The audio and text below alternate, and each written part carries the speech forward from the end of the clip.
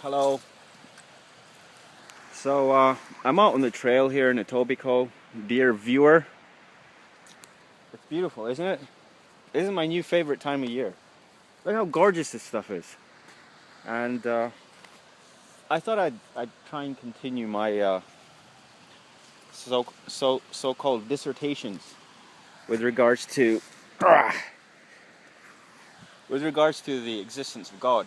Now, the whole thing is this, right? That with regards to calling it a dissertation, essentially what I'd like to have is some kind of structured series of talks delineating, for instance, proofs of God's existence, rebutting so-called arguments against his existence, of which there are none, by the way. That's the whole thing. So I might as well just start right there. Atheists will say, this is what the atheists will say. It's terrible. It really gets to me, and that's part of the problem with these talks, right? Like, I just get all emotional, start rambling and whatnot. But the atheist will say, we do not know, and we may never know. So there may be a God. If an atheist is essentially enlightened, a scientific man, he'll say, if you prove it to me, then I'll accept the existence of God. There may be a God. And he may say something like, it's doubtful, there's no evidence for the existence of God and all this kind of nonsense. And then he'll go on to say, well, we don't know right now for sure, what the meaning of life is, where the universe came from, what kind of stuff exists beyond the outer edge of the universe, for example, things of that nature. And then he may go off on a tangent saying, well, there's all kinds of theories out there. We may be in a bubble that some baby's blowing or some damn thing, the whole universe, right? Or it might be a series of an infinite number of universes expanding and contracting. It's called a multiverse. And you, dear viewer, and me, we exist in an infinite number of universes. Like from this instant, for instance, let's say an infinite number of universes are spawned off, parallel universes, wherein you exist doing the infinite number of alternate things you could do at this point in time. Does that make sense? It doesn't make any goddamn sense whatsoever, right? So my whole thing is this. First of all, I always like to ask the question, we don't know, but is it even possible to know at all? We don't know, but can we know? That's my whole thing right there. See, we consider ourselves so intelligent, right? Intelligent. And it's something Imam Khomeini, the mercy of Allah subhanahu wa ta'ala azza wa jal, used to say. Rather, it's something that scholars say and he repeated, which is that knowledge is the thickest of veils. See, it's not to say that God is beyond reason. The existence of God, or proof for the existence of God, is not only not beyond reason. That's essentially the only purpose of reason, is to prove his existence, right?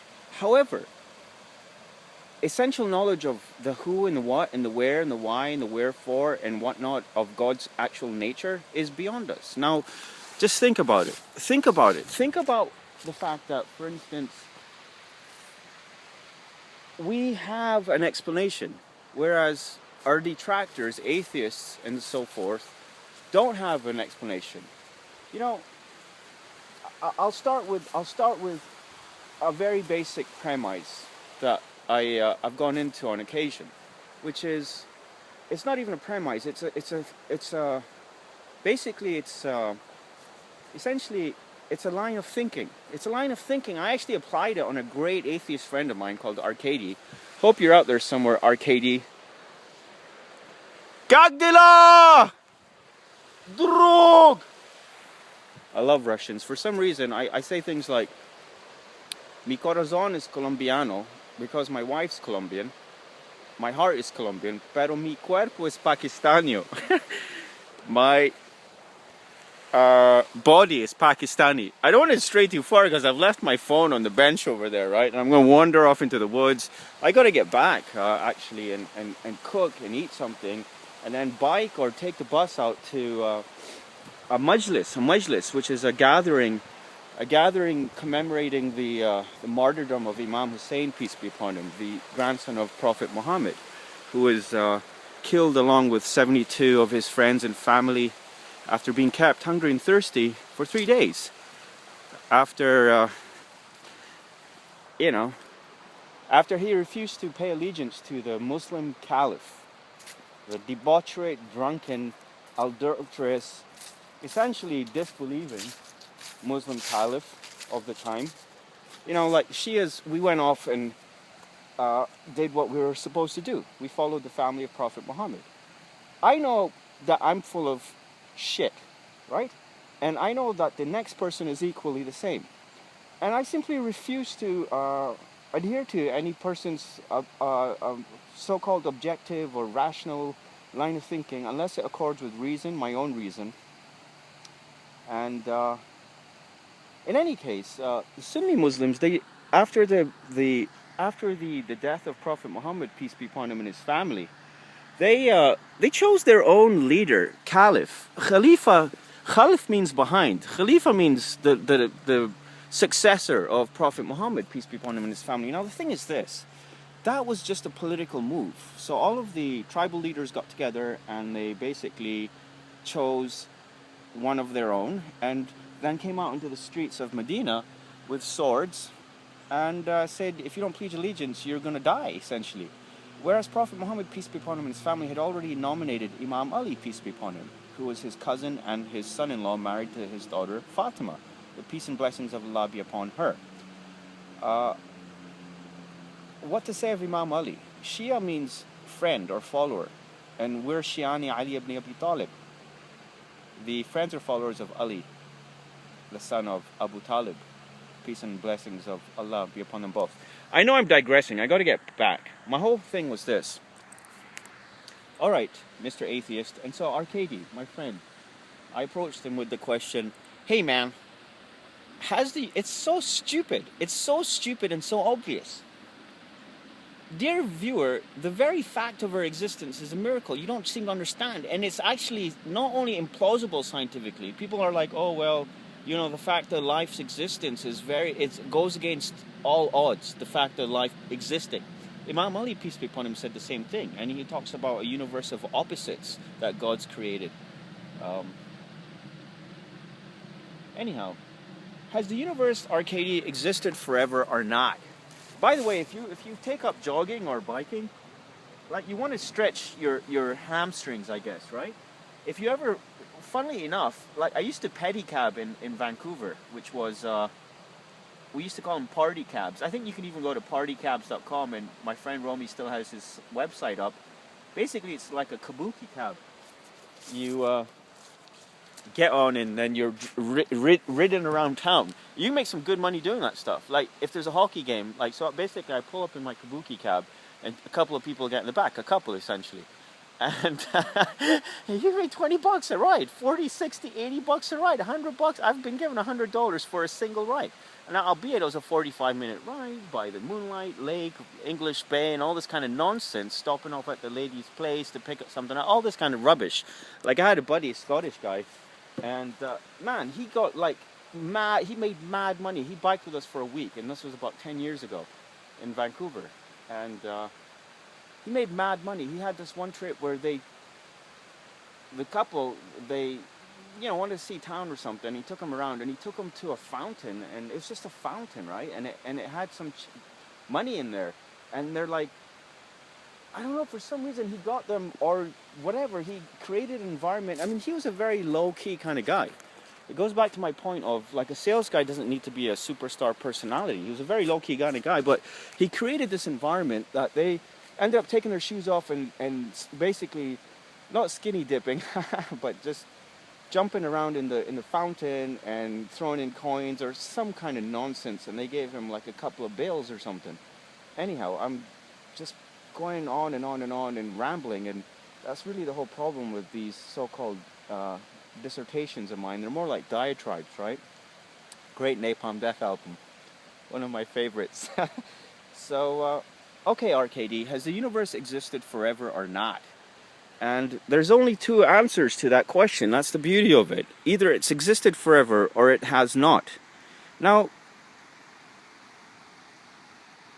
as with other questions that fall into this line of thinking, the beauty of it is that one alternative, like what you want to do is, it's like a kind of a Socratic method. It's not really a Socratic method. Socratic method was just to continue to ask someone about their position until it became untenable. And it's not even a method, it's just curiosity. So you're saying, oh, there's a God, so who created him, for example? That's a Socratic method. And by the way, that question's been answered. It's called an infinite regression. And our 60 Imam, peace be upon him, the great grandson of Prophet Muhammad, peace be upon him, and his family talked about it, saying, and I figured this out when I was 6, by the way, without reading any damn book. But if you ask the question, for instance, here's a tree. Where did this tree come from? It came from another tree. Where did that tree come from, etc.? It goes back into infinite time, right? It's called an infinite regression, and in fact, it's an impossibility.